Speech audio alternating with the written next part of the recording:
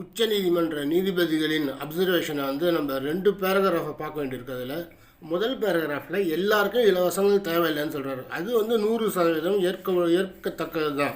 அதாவது விலை கொடுத்து மின்சாரத்தை வாங்க முடிஞ்சவங்களுக்கு 100 யூனிட் மின்சாரம் எதுக்கு இலவசம்னு கேட்குறாரு. அதே சமயத்தில் ஏழைகளுக்கு அந்த மின்சாரம் 100 யூனிட் மின்சாரம் தேவைதான்றது அவர் அப்சர்வ் பண்ணிக்கிறாரு, ஏற்றுக்கொள்கிறாரு.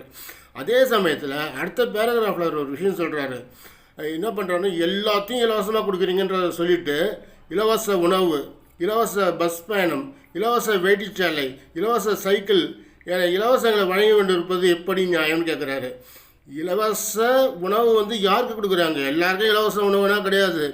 அம்மா உணவகத்தில் காசு கொடுத்தா தான் அது உணவு கிடைக்கும். பள்ளி பிள்ளைங்களுக்கு, அதாவது காலை உணவு பள்ளி பிள்ளைங்களுக்கு இலவசம், மதிய உணவு சத்துணவு பள்ளி பிள்ளைங்களுக்கு இலவசம். இதில் என்ன தப்பு கண்டுபிடிச்சான்னு தெரில. அடுத்தது பார்த்திங்கன்னா இலவச பஸ் பயணம், பெண்களுக்கு இலவச பஸ் பயணம். அந்த பயணக்கடத்தை அரசே போக்குவரத்து துறைக்கு கட்டி விடுகிறது. இதனால் போக்குவரத்து துறைக்கு எந்த விதமான நஷ்டமும் கிடையாது. பெண்களோட முன்னேற்றத்துக்கு தான் இது பயன்படுது. மூணாவது பார்த்திங்கன்னா இலவச வேட்டி சேலை.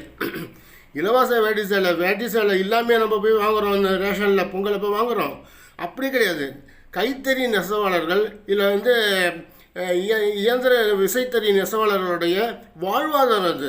கிட்டத்தட்ட ஒரு 2 கோடி கைத்தறி 2 கோடி பட்டு இலவச வேட்டி சேலை கொடுக்கப்பட்டால், பொங்கல் அப்போ கொடுக்கப்பட்டால் 2 கோடி இலவச வேட்டி சேலை கொடுக்கப்பட்டால் அது நெசவாளர்களுக்கு தான் லாபம், அவங்களுடைய வாழ்வாதாரத்துக்கு தான் அது லாபம். அடுத்தது பார்த்தா இலவச சைக்கிள் எது கொடுக்குறீங்க ஸ்பெசிஃபிக்காக கேட்குறாரு.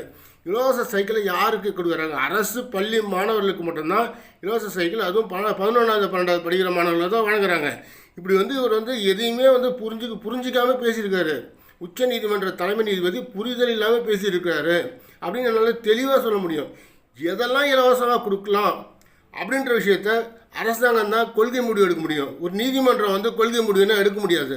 கொள்கை முடிவு எடுக்கிற அதிகாரமும் அந்த திராணியும் தகுதியும் அரசுக்கு தான் உள்ளதே தவிர நீதிமன்றத்துக்கு இல்லை.